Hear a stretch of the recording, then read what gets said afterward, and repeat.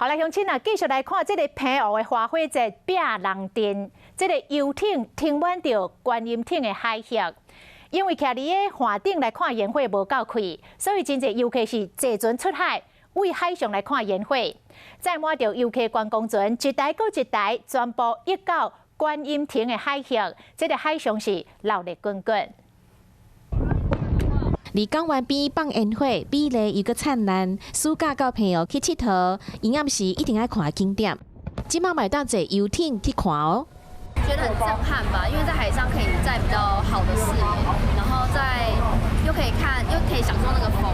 拄着放烟火拜一甲拜四的营暗时，一只观光船满游客，全部拢是要去观音亭海域。 这只船还可以用七彩 LED 灯和烟火互相辉映，但是活动结束了后，所有的船就赶紧回港。就看对一个船长卡手卡尾，会当早一步登去码头。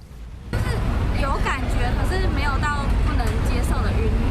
动作较慢的，只有会当伫后头乖乖啊等。根据旅游处的统计，7月份到21号为止，澎湖海空入境的人数有182476人，平均每一天拢有8600多人去澎湖佚佗，游客真多，船嘛真多，大家伫港口咧排队，这里平常时足罕你看到的。